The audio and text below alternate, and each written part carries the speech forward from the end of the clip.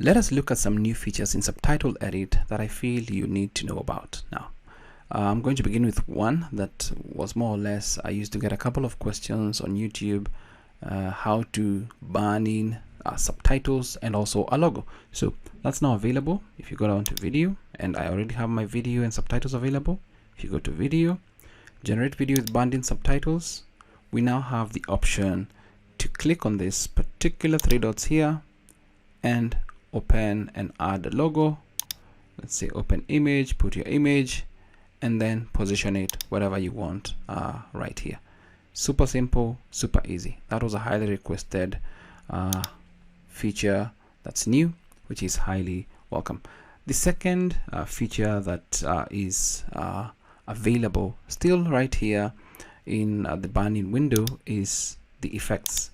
It's now possible to add some effects like fade right to left, fade in, fade out. That is for the subtitles that you want to burn in.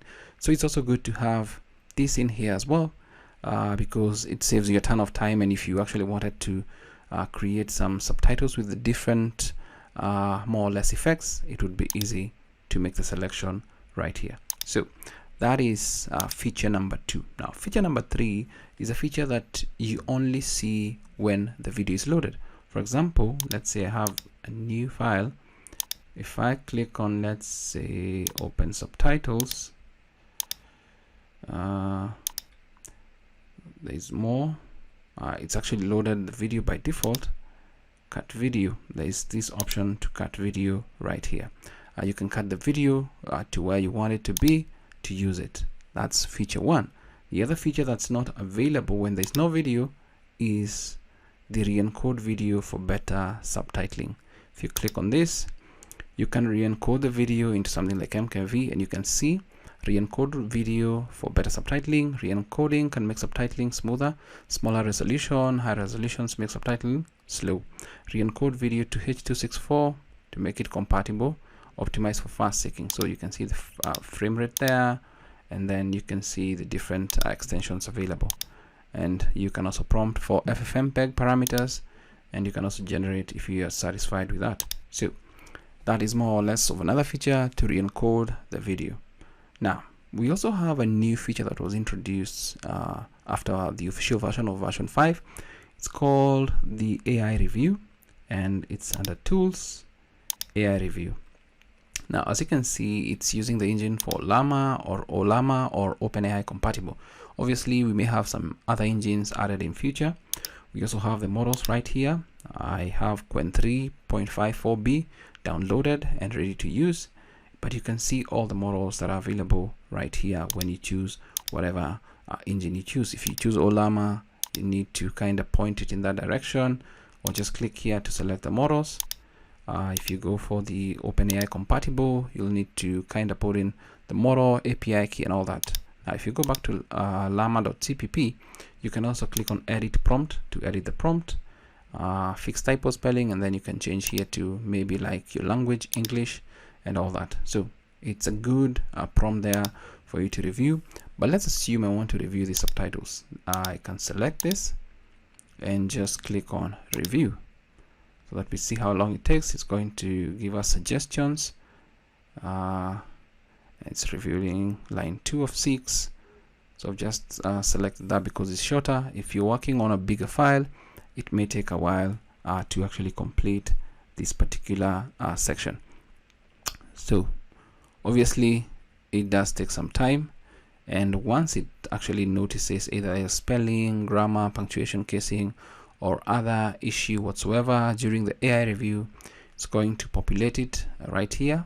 That is more or less the number, the action, whether spelling, grammar, punctuation, casing, other etc. And you can see no issues found, so that's okay, and that's how you use it.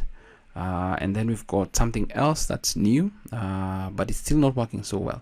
It's called the align time codes via speech to text. So you import a transcript and then you use the speech to text feature to kinda sync the text to that. I've done a video on that, and it's a little bit off. Actually, not a little bit off, it's off. I don't know what they're going to do to make it better. Hopefully they can find a way to make it better, because it would simplify a lot of work, especially for people who have the transcripts and just want to sync the transcript to the video or audio and get subtitles really quick. It's called the align timecodes via speech to text. And then we've got forced aligners. Now, forced aligners are in speech to text, right here, speech to text. And depending on what engine you choose, for example, if I choose Whisper CPP, you may or may not see the forced aligner section. But if I go for something like Crisp ASR, you'll get the forced aligner option here. And there's either the built-in aligner, or you can download Canary CTC, Quen 3 forced aligner, or these other aligners with 2vec2 aligner for the different languages that you're targeting. So forced aligners are also new, which is really good.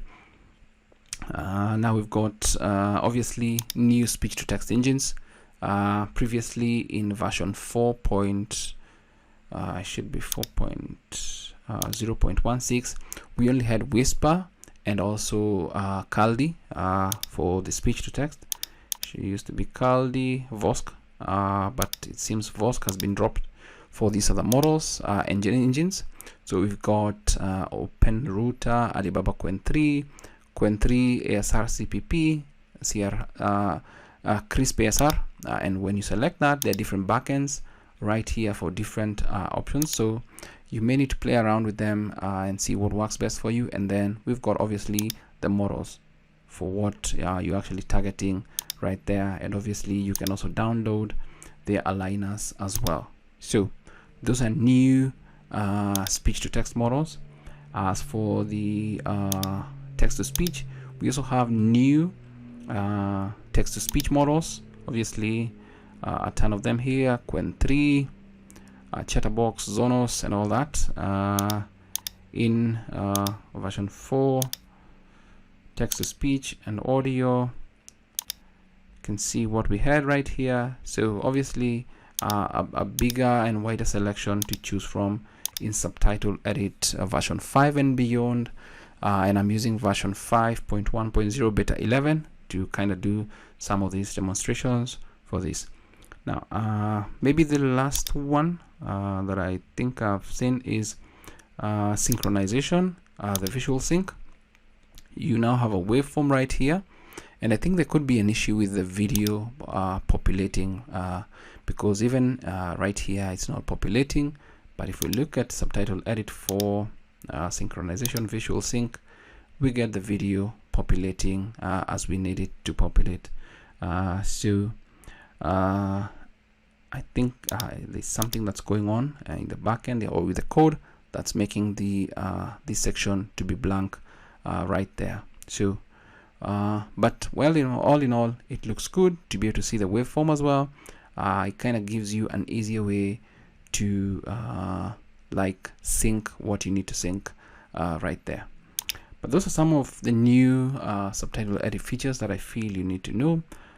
They can speed up your workflow, and obviously as you go around, you might kind of, for example, if you just right click on a subtitle there, you can go to something like selected lines, and then you can see a couple of things that you can do, maybe speech to text, text to speech, and I do believe some of these were still there. You can also save as if you wanted to save just that one line. But in simple sense, it's easy to kind of now use some features that were not there previously, and those are some of the new features that I feel we all need to know. The plugins are still not there. I've not yet seen the plugins. I do believe they're going to come later on, but some of the few things that need to be fixed are like the align timecodes via speech to text, or even add something like a Montreal forced aligner as a standalone tool. For example, how they've done with the AI review, they give us a standalone tool for MFA to kind of just have that, and then obviously we get like some parameters like what we had in 4.0.16 when you import plain text. Some of the parameters right here would really be handy when it comes to that. So that's a couple of some of the new features I find useful in Subtitle Edit that I feel you need to know. That's it for this video. I hope it's of value to you. Thanks for watching.